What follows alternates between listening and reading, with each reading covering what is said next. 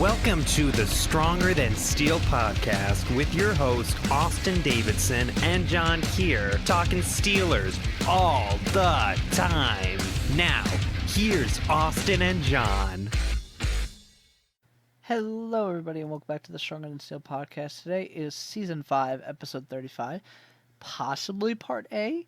I am solo for this episode. I think John is going to either contribute, he's either going to make a Part B, or he's going to contribute on Twitter somehow. We'll have to check in and see. If you follow us on Twitter or you follow us on YouTube, you'll be able to see John's perspective, or what he has to offer for this game against Buffalo that happens to be on Sunday Night Football. The second year in a row versus Buffalo on Sunday Night Football. As we talked about at the interview, which you should also check out because Justin Mayback was awesome and has a lot of Bills knowledge. We talked about how in 2022 we're going to be playing the Bills then as well. So there could be consecutive years with Sunday Night Football. But anyhow, let's talk about some Steelers news going into this game. The biggest news was Vince Williams was placed on COVID-19 reserve list. This is a big deal, obviously losing Robert Spillane in the last game. So you're now down Vince Williams, Robert Spillane, and if you go back earlier in the season, you're down Devin Bush as well. Your middle linebacker core is messed up. Your starters for this game are now Avery Williamson and Marcus Allen. That is unideal. Avery Williamson has the green dot for this game, just an FYI, and this works out because that's the one good thing about losing Vince is that you're not losing your next play caller because the Steelers do not opt to use Vince with the green dot. For some reason, they don't like it. But Avery Williamson will be able to make the calls, and there is some hope in that regard because this is going to be Avery Williamson's third game against the Bills this year. So hopefully he can communicate properly. He was kind of thrust into it last week because with Robert Spillane going down, they needed someone to do it. So hopefully he's more trained up and ready to do it this week. But it's still a tough loss losing Vince Williams. He's been an absolute force. He was leading the league in tackles for a loss for a while. He's fallen behind in that now, but still he's still one of the top in the league in that. And you don't like to see it. And a consecutive move because now you were down to very thin in inside linebacker with only Avery Williamson, Marcus Allen, Antoine Brooks, and basically no one else. It's just really not a lot there. The team has elevated linebacker to Gray Scales out of Indiana from the practice squad. And you might remember him because he was a prospect I looked at in Season 3 before the draft. He was a guy that's painfully slow. He was slow and then he can't accelerate either, so it really is bad. He has a lot of good skills regardless, but he has no speed whatsoever in any regard, so it would not be good to see him in coverage against like a running back and if he's against a wide receiver, it's over. So I doubt we're going to see him much this game, probably not on defense anyway, but we'll have to see. I mean, Marcus Allen starting isn't ideal either, so you might see some rotation.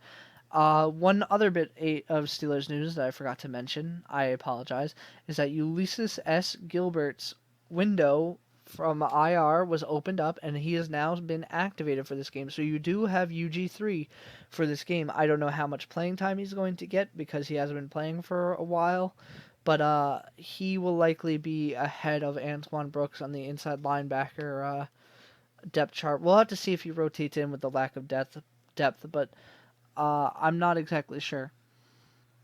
Now going to this actual game. For the all-time series, Pittsburgh leads 16-10, and the last result we talked about in the interview was 17-10. Buffalo, meaning that Buffalo, the Steelers are on a one-game losing streak, and the postseason record is 2-1 in Pittsburgh's favor.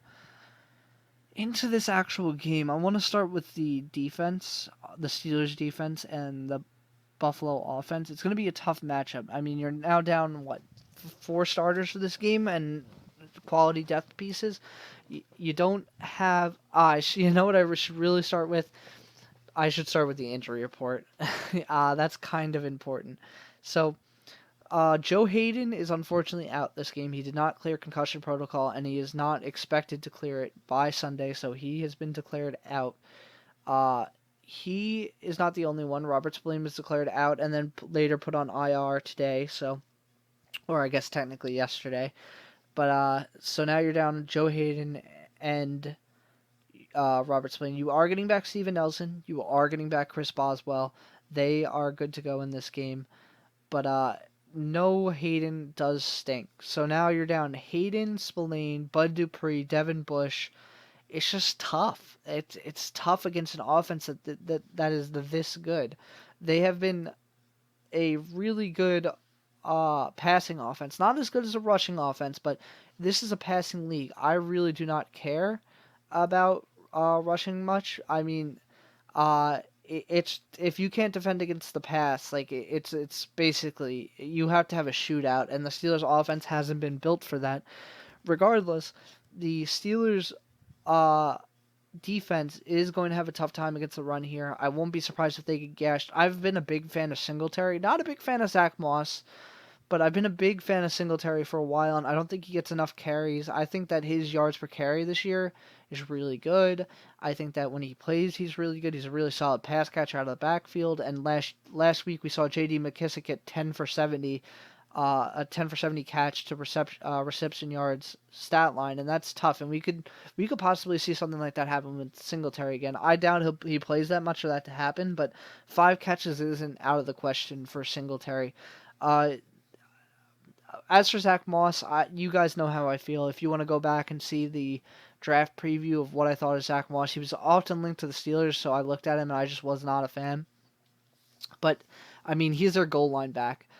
But back to the main point is that it's going to be tough. Without your starting inside linebackers, both of them, and then you're down to your inside linebacker 3 and 4, I mean, you're really down to 4 and 5. Let's be real, because Spillane was the next man up. So I mean, it's tough here. It's tough to defend the middle. The Bills might be able to just run up the middle consistently. It might be like the Ravens game where they were just able to rush all over the Steelers, and that was with more starters.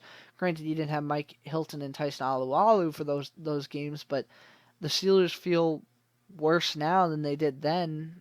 But it's going to be tough to watch. I still think that the Steelers defense should prevail against the rush. At least I'm hoping, but it's going to be tough. Then as for the passing game, Josh Allen was playing at an MVP level, kind of came down a tiny bit, exited the MVP conversation, but he's still playing at a very high level. He has been making bank with Stephon Diggs at wide receiver. And I mean, they've been a great connection. John Brown was cutting into that. He's now on IR. He's not playing for this game. I think he comes back after this game, Justin Mayback said. Or he's at least, they have the option to activate him after this game. But their offense is going to be so good going to the playoffs when they have all their wide receivers. Gabriel Davis is a guy that's been stepping up for them, kind of like how they had Foster step up for that 1 year. I think that all around they're a very good team, and I mean, maybe you could say that their offensive line might be not as good. They've been okay. I think that they've been middle of the pack. That's basically their sack number puts them at middle of the pack. Watching them, I felt like, yeah, this team, they're a pretty solid offensive line. Not having Cody Ford definitely hurts for them, and I think that T.J. Watt and Alex Highsmith might be able to take advantage, but we'll have to see. This game is significantly important for getting a sack. If the Steelers get a sack, they break the Buccaneers' record of 69 consecutive games with a sack. This would be game number 70 with a sack for the Steelers, so they would have sole possession of that. So it's kind of a big deal if the Steelers get a sack in this game. I'm hoping that the first one goes to Watt, but we'll see for this game. But the Steelers are going to have to rely on one thing, I think, and there's a weakness in the Bills' offense. The weakness in the Bills' offense is their turnovers. It was kind of surprising because, as I said in the interview, I didn't really know that they had as many turnovers as they did because I knew that Josh Allen was playing at an MVP level, and typically, if you're not throwing interceptions, you're not going to have that many turnovers. You don't see fumbles that often, but the Bills actually have more fumbles than they do interceptions. They have 9 fumbles and 8 interceptions on the year, giving them 17 turnovers, and only a +2 turnover differential because of that, which was surprising to me. So the Steelers' opportunistic defense that has been really good at getting turnovers should thrive here. Uh, the the running backs haven't been able to hold onto the ball. I've from what Justin said on the interview, Josh Allen's kind of been a little bit loose with the ball. I know Isaiah McKenzie. He was a guy that was cut originally for fumbling the ball. I know he's probably fumbled once. It's just the Steelers have got to get that ball away. T.J. Watt needs to get back to forcing fumbles on the quarterback. It's kind of crazy after last year how many fumbles he forced on the quarterback. That he only now has one forced fumble in the year and he didn't recover it. It was just up against the football team just last week. Just if he could get back to that, this is how the Steelers win this game. The Steelers win this game by forcing turnovers on a very high turnover rate offense. I mean, I guess I shouldn't say high. They're bottom half of the league, but they're not like bottom 10 worst. They're just it's one of their weaknesses on offense when everything else is high powered. Now, I think that I talked about the defense and the Bills offense enough. Let's go to our offense and the Bills defense. The Bills defense did not come in this year as good. They lost a lot of guys, and I mean, starting Josh Norman for a while at cornerback 2 was tough. That wasn't working. He's kind of a little bit washed, just to say. They still have some nice pieces, though. Jordan Poyer is playing high-level football. He is really good. Tre'Davious White, me and John can't say enough good things about Tre'Davious White. Really great player. So there are definitely guys to watch out for. And it kind of doesn't even matter. The Steelers' offense just hasn't been very good as of late. Teams are starting to hone in. We saw against the football team in that loss that teams are starting to hone in on that short passing game. That's the only thing the Steelers have been able to do. The Steelers can't run for this game. Haven't been able to run. It'd be nice to start that, but against Matt Milano and Tremaine Edmonds, that's a tough matchup to run against. And then you have Ed Oliver in the middle. He's been athletic. He's a very athletic player, and he's shown some flashes of that number 9 overall pick, and he's shown some not some good things. So he could play really well at a high level, but the Steelers' running game just hasn't been working, and you kind of hope that with Marquise Pouncey being activated off COVID reserve and James Conner being activated over COVID reserve, something good happens, but I'm just not holding my breath. The offensive line hasn't been good at run blocking. The running backs haven't been good enough to overcome that, and the game planning and the play calling isn't been good enough to overcome any of that. So it's tough. I kind of hope that it gets going in this game, but I can't see it. And what's crazy is I was suggesting that using more jet sweep and motion would be useful, but with the linebacker like Tremaine Edmonds across from you, he's a sideline to sideline guy. He's like a Devin Bush or a Ryan Shazier. Like that stuff. That's what you get yourself a Tremaine Edmonds for, to cover those sidelines on those sweep plays and stuff like that. So it's not even not going to be that effective against the Bills. It's very tough. I think that the Steelers have their best chance at actually running down the middle, as stupid as that sounds. I think it's where they'll find the most success if they're able to find success in the running game, which it's been tough. But I mean, you look at how much rushing yards per game the Bills give up. They're pretty weak there. Honestly, they're giving up 126 rushing yards per game, and I'm pretty sure that ranks like 10th. 1, 2, 3, 4, 5, 6, 7, 8, 9th, even worse. So this would be a good game to get the running game going, but I just I don't believe in the Steelers' running game anymore. It's just not effective. Apart from that, the passing game could be so effective. It's up to the wide receivers and tight ends if they're going to catch. I don't know how you teach that to NFL players. You're supposed to be, this is your job. I've floated around the idea of James Washington learning Deontay Johnson's position so you can get James Washington on the field more and stop taking Chase Claypool off because Deontay Johnson and elsewhere Eric Ebron and other positions have been the main problem for drops. Because the offense wouldn't need the running game as much if they were able to actually drive the ball downfield for this game. I think that Johnson needs to have a big game. I don't know if Tre'Davious White's going to shadow him or come with that. I think Tre'Davious White is kind of just going to move over the field because none of the wide receivers specifically demand coverage at the moment. Juju's route tree is that of a running back. Chase Claypool might be the guy that you cover, so I'd put Tre'Davious White on him, but Deontay Johnson, when he is able to catch, is really good. His route running's pristine, and he is a pretty fast, shifty guy. He forces missed tackles. He's got to make those catches. Uh, as for the tight ends, Ebron and Vance McDonald and Kevin Rader, I just think that maybe we got to see a little bit more of Vance, but not only in the pass catching department, but more so in the run blocking department. I think that adding more snaps with Vance could be helpful. I know that regardless, you're going to get an upgrade in the run blocking department. Ebron has gotten so many penalties that are so bad because he's just not a very good blocker, and he limits what you could do in the running game. I think that would be helpful to take him off the field. I'm not giving up on Ebron, obviously. I thought that he had a really good start to the year. I think he's on a bad 2-game streak, but I think that we should see some more Vance in this game to try and get things going on offense a little bit. I think that really wraps it up for there, so let's just talk about special teams quickly, and I really don't have much to say other than Chris Boswell's back, so that should... excuse me, I'm sorry. That should open up how many field goals you could kick. You're not going to go for it in a game-threatening situation where you could just kick a 45-yard field goal in this game.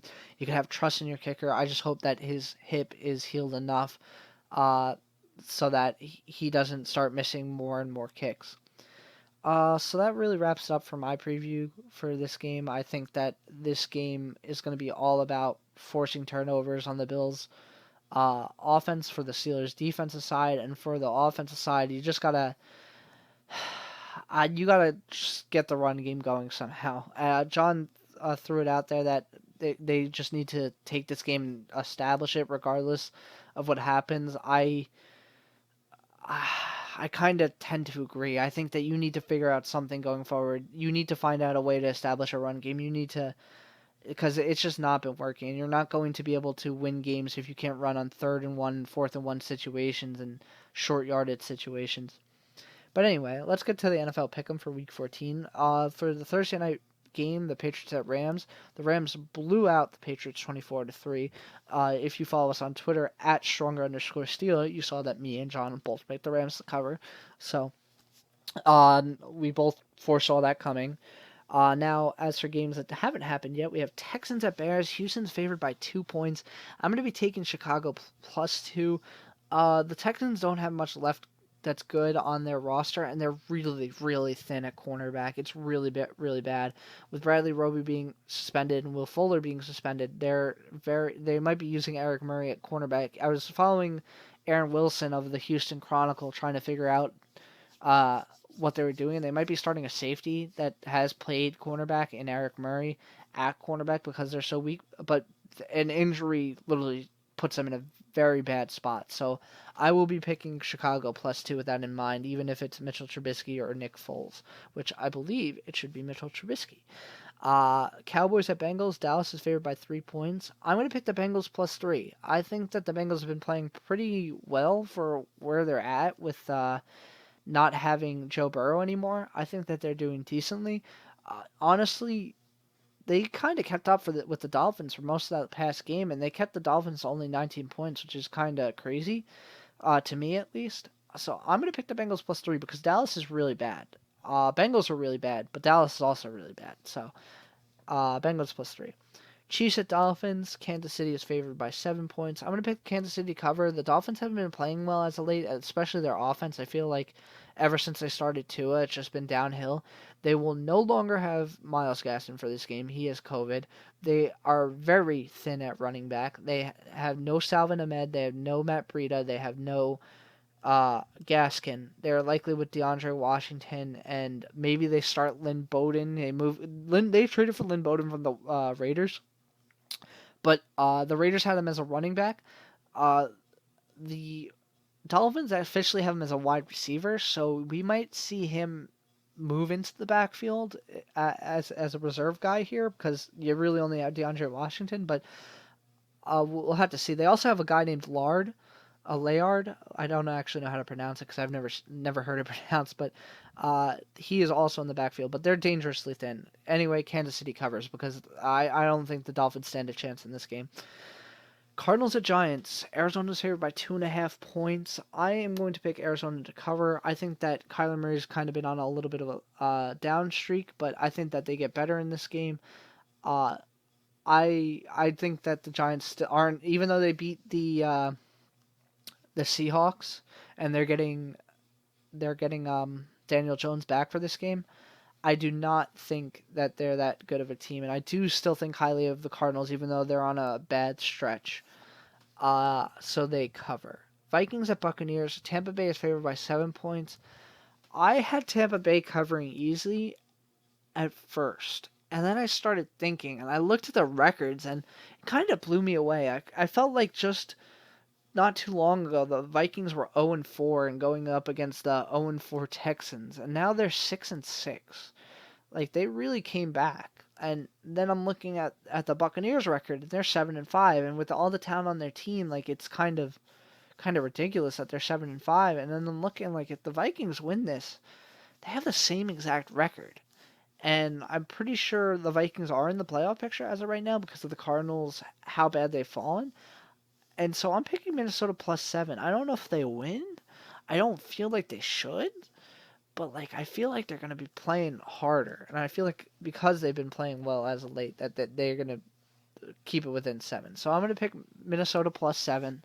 Probably a dumb decision, but I'm going with it. Broncos at Panthers. Carolina's favored by 3.5. No Christian McCaffrey. He tweaked his quad.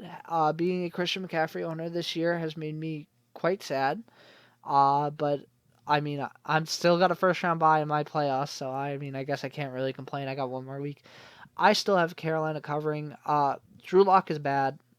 He's Blake Bortles 2.0, exactly what the Broncos were looking for apparently, because they have Blake Bortles there as well.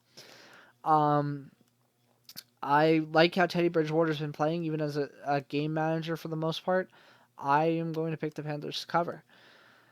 Titans at Jaguars. Titans just got blown out on TV, and I think they're going to take their rage to Jacksonville, and I'm just going to keep it at Tennessee covers. Colts at Raiders. Indianapolis is favored by 3 points.